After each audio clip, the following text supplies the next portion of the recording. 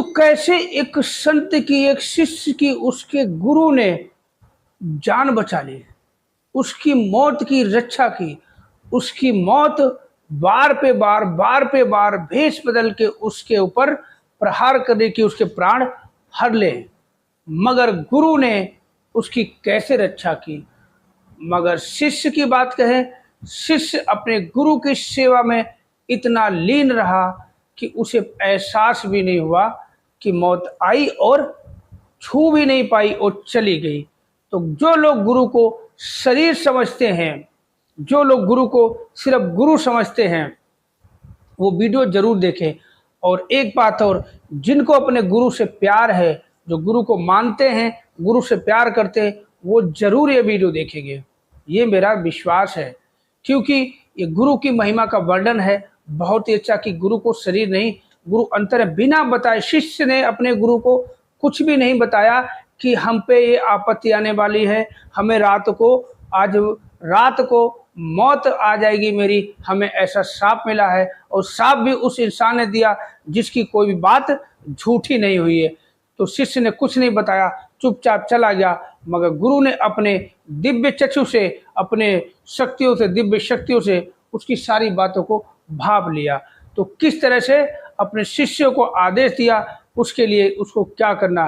तो आज आपको एक एक बात बताने वाला हूँ, बड़े ध्यान पूर्वक सुनना। जो भी गुरु से प्यार करता, अब देखते हैं कौन गुरु से प्यार करता है। जिसने भी क्लिक किया वो जरूर वीडियो देखेगा, कि ये इधर उधर की बातें नहीं, गुरु की महिमा, गुरु क्या होता है, ये इसी से हमें पता चलेगा कि वास्तव में गुरु क्या होता है। गुरु अंतर्यामी, सुना था, सत्संग में सुना था, संतों से सुना है हर जगह कि गुरु सेवादा, गुरु दर्शन दा फल है बड्डा। अरे गुरु का दर्शन करने से फल बड्डा है, तो गुरु को सेवा करने से क्या नहीं हासिल हो सकता। इस वीडियो में आपको वो सब कुछ मिलेगा। कहते हैं जो भ्रम में जी रहे हैं, जो गुरु को ऐसे ही समझ रहे हैं कि बस गुरु है, सिखा दिया, बता दिया, सत्संग को, सेवा को, सुमरन, पार उतारा, वो लोग जरूर वीडियो देखेंगे। सब लोग देखेंगे जो भी वीडियो को क्लिक किया है, जो भी गुरु से प्यार करता है और जो गुरु को मानता है। तो चलते वीडियो को शुरू करते। सबसे पहले आप सभी निरंकारी संत महात्मा, भाई बहन, माताओं के चरणों में प्यार भरा नतमस्तक होकर धन्यवाद जी। और जो मेरे मित्र भाई हैं, सब्सक्राइबर भाई, सभी को मेरा प्यार भरा नमस्कार। तो चलते हैं, एक एक बात आपको बताते हैं।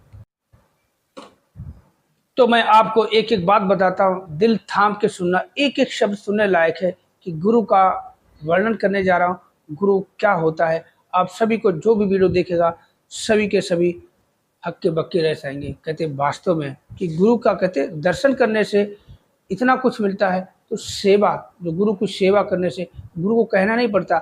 हम लोग अरदास करते हैं, सुमरन करते हैं कि हे दाता सच्चे पातशाह सतगुरु माता जी, हमारा ये कर दो, हमारा वो कर दो। अरे ये तो पहले से जानता है, ये अपनी दिव्य दृष्टि से सब कुछ देख लेता है, अंदर से सब भाव लेता है कि हमारे मन में क्या, हम क्या कहना चाह रहे हैं। तो ऐसा ही आज एक वीडियो में बताने वाला हूं कि गुरु से कुछ ना कहें, गुरु पहले जानता है। हम सेवा करते हैं, अपने अंदर पहले वो बात रख देते हैं। सुमरन करते हैं, कोई पहले कामना रख देते हैं, तब सुमरन करते हैं। कुछ कहने की जरूरत नहीं पड़ती। इस वीडियो में आपको सब कुछ मिलने वाला है, वो जो चीज़ मिलने वाली जिससे हम वंचित हैं, जिससे हम अभी तक अनजान हैं। तो चलते हैं, बताते हैं, और उनको सभी जानते हैं। तो शुरू करते हैं। 16वीं सदी में एक बहुत ही उच्च कोटि के संत थे, उनका नाम स्वामी माधव सरस्वती था। माधव सरस्वती, हो सकता आप सभी ने नाम सुना होगा। माधव सरस्वती जी जो है, मधुसूदन जी के भी गुरु थे। माधव सरस्वती जी, बड़े ध्यान से एक एक शब्द सुनने लायक है। 16वीं सदी में बहुत ही उच्च कोटि के एक संत थे, उनका नाम था स्वामी माधव सरस्वती जी। माधव सरस्वती जी जो है, मधुसूदन जी के भी गुरु थे। उनके भी शिष्य जो है, उसको प्यार से मधु कह के पुकारते थे। तो मधु करके पुकारते थे।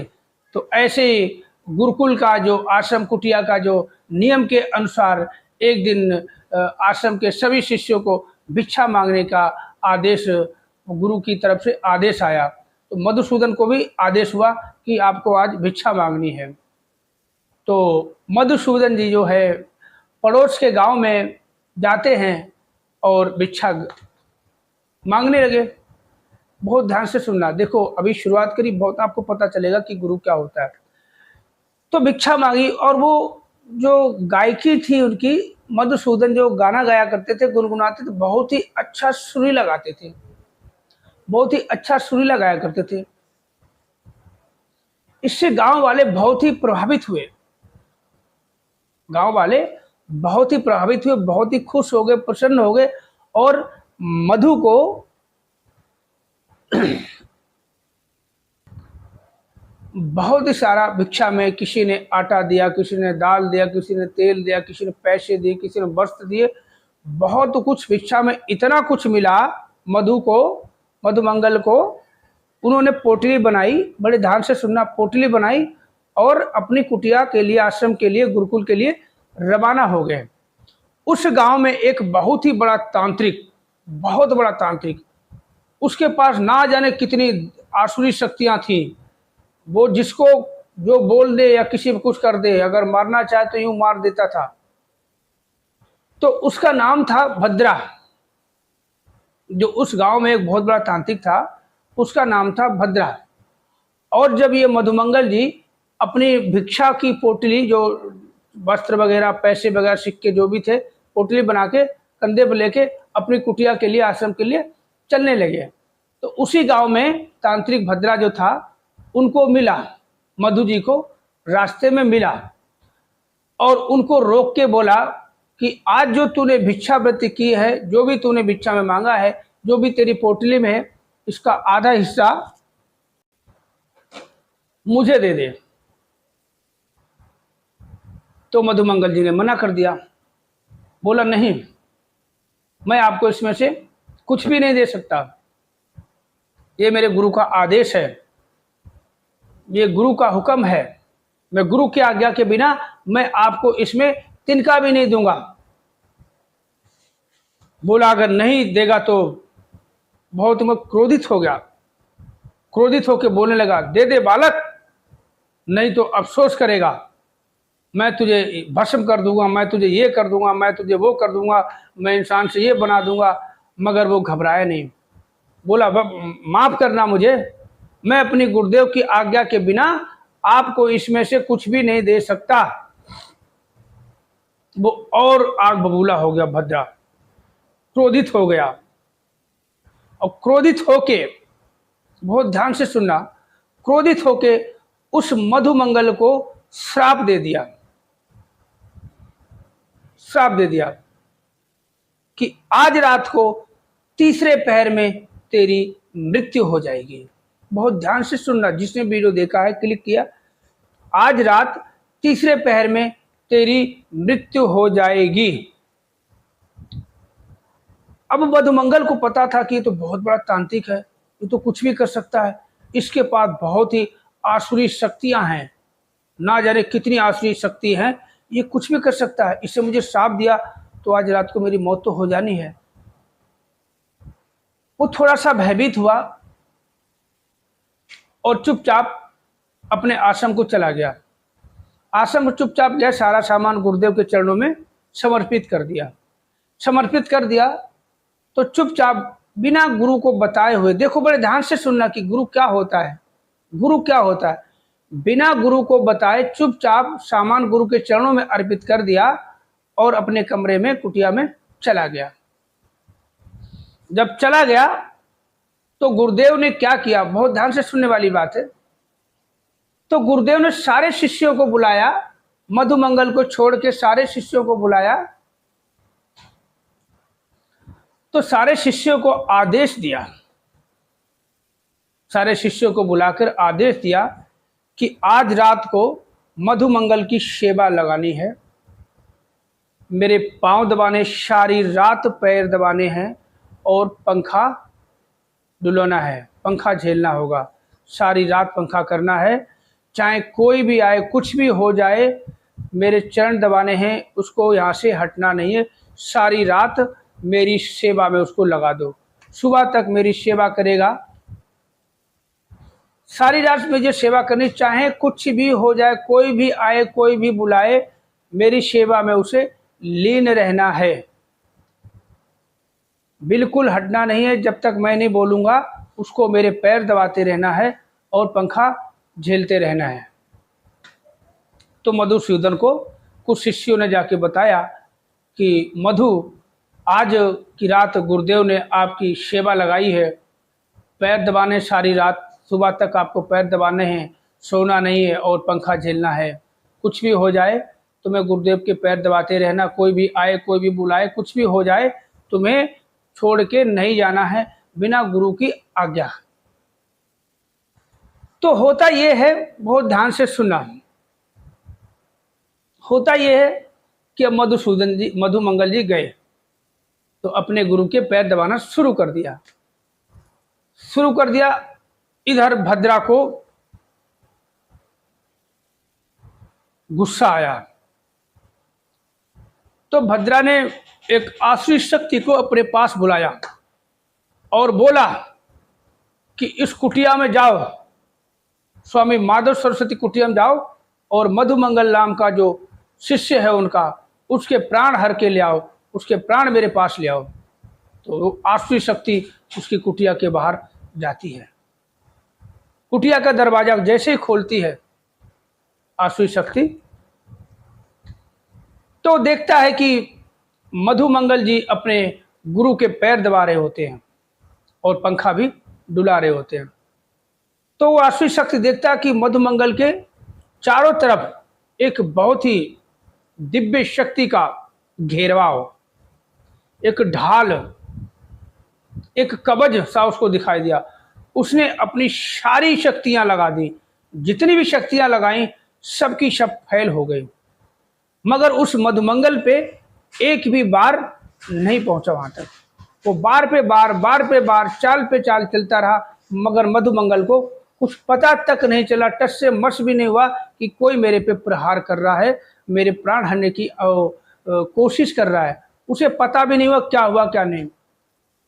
जब वो आसुरी शक्ति हार गई तो उसने छलावा करने की सोची, छल कपट करने की सोची। उसने सोचा ऐसे तो ये यहाँ से हिलेगा नहीं, क्योंकि ये बहुत ही सच्चा पक्का गुरु सेवक है और गुरु पे आस्था रखने वाला है, और गुरु की जो आज्ञा है उसका पालन करता है, चाहे कुछ भी हो जाए, मौत भी आ जाए मगर गुरु का वचन नहीं टालता है। भी ऐसे तो हिलने वाला है नहीं, इसका ध्यान भटकाया जाए। तो उस आसुरी शक्ति ने एक ऐसा छल रचा, उस मधुमंगल की माता का रूप धारण किया। माता का रूप धारण करके कुटिया के दरवाजे से आवाज दी, मधुमंगल बेटा। तो मधुमंगल ने आवाज सुनी और पलट के देखा भी कि अरे ये मेरी माता जी है, इतनी रात को कुटिया में, पिताजी की तबीयत तो ठीक है, इतनी रात को यहाँ कुटिया में क्या करने आई। फिर अचानक उसको याद आया कि नहीं, गुरुदेव की आज्ञा है कि कुछ भी हो जाए, चाहे कोई बुलाए, चाहे कोई विपत्ति आए, तुम्हें मेरे पैर दबाते रहना, ये छोड़ना नहीं जब तक मेरी आज्ञा ना हो। उस मधुमंगल ने इग्नोर कर दिया। तो इधर थोड़े समय के बाद ब्रह्म मुहूर्त हो गया, सुबह हो गई, सवेरा हो गई। तो वो आसुरी शक्ति इतना हताश हो गई, उसके पूरे शरीर में जलन पैदा हो गई, वो मरणासन में आ गई। तो मधुमंगल के जो गुरु स्वामी माधव सरस्वती जी के चरणों में गिर गया वो आसुरी शक्ति, जो मायावी शक्ति थी, और बोला गुरुदेव मुझे माफ़ कर दो, मुझे बख्श लो, मुझे प्राण बख्श दो, मेरे से बहुत बड़ी भूल हो गई जो मैंने आपके शिष्य के प्राण हरने चाहे। तो माधव सरस्वती जी ने उस मायावी शक्ति को बोला कि याद रखना, कभी भी किसी के गुरु के शिष्य को हानि पहुंचाने की कोशिश मत करना, वरना जल के राख हो जाओगे, तुम कहीं के भी नहीं रहोगे। वो जहां भी रहता है उसके चारों तरफ दिव्य शक्ति का पहरा होता है, वो हमेशा कवच में रहता। जो भी गुरु वाला है, जो भी गुरु वाला होता, जो भी गुरु का शिष्य सच्चा भगत होता है, उसके चारों तरफ दिव्य शक्ति का पहरा होता है, दिव्य कवच होता है। वो अकेले कभी नहीं होता, इतना याद रखना। यहाँ तक जिसने भी वीडियो देखा है, देखते किसको सिखलाई मिली, कौन गुरु पे विश्वास करता है, कि गुरु के जो भी शिष्य हैं, सच्चे भगत हैं, जो गुरु पे आस्था रखते हैं, जो गुरु पे विश्वास रखते हैं, जो गुरु वचनों का पालन करते हैं, गुरु आज्ञा मानते हैं, गुरु के बताए हुए रास्ते पे चलते हैं, गुरु का खाया हुआ खाते हैं, गुरु का दिया हुआ खाते हैं, गुरु का दिया हुआ पहनते हैं और गुरु का दिया हुआ पीते हैं, गुरु का दी हुई जिंदगी जीते हैं जैसी गुरु चाहे। उनके इर्द गिर्द चारों तरफ वो कभी अकेले नहीं होते। हम भूलते हैं, हम सिमरन करते हैं, मगर हम ये चीज भूलते कि हमारे चारों तरफ दिव्य शक्ति का पहरा एक कवच होता है, ढाल होती है। हमारे चारों, हमें कोई नुकसान नहीं होता। हम भयभीत हो जाते हैं, हम डर जाते हैं, मगर याद रहे कि जो सच्चा गुरु का भगत होता है उस पे कोई आँच नहीं। कहते हैं सांच को आँच नहीं, और सांच तो ये परमात्मा सदगुरु होता है, तो सांच के साथ रहता है, उस पे आँच कहाँ से आएगी। तो आज का वीडियो जिसने भी देखता कौन अपने गुरु से प्यार करता, कौन कौन कमेंट करके बताता कि इस कहानी से आपको क्या सिखलाई मिली, कि गुरु को शरीर ना समझे, गुरु वास्तव में अंतर्यामी होता है, सर्वव्यापी होता, घट घट वासी होता, हमें कुछ कहना नहीं पड़ता, बिन कहे गुरु सब भाप लेता है। तो आज आपको वीडियो कैसा लगा, कहानी कैसी लगी, आप सभी निरंकारी सल्तबात भाई बहन माताओं के चरणों में प्यार भरा नतमस्तक होके धन्यवाद जी। और जो मेरे मित्र भाई, सब्सक्राइबर भाई, सभी को मेरा प्यार भरा नमस्कार।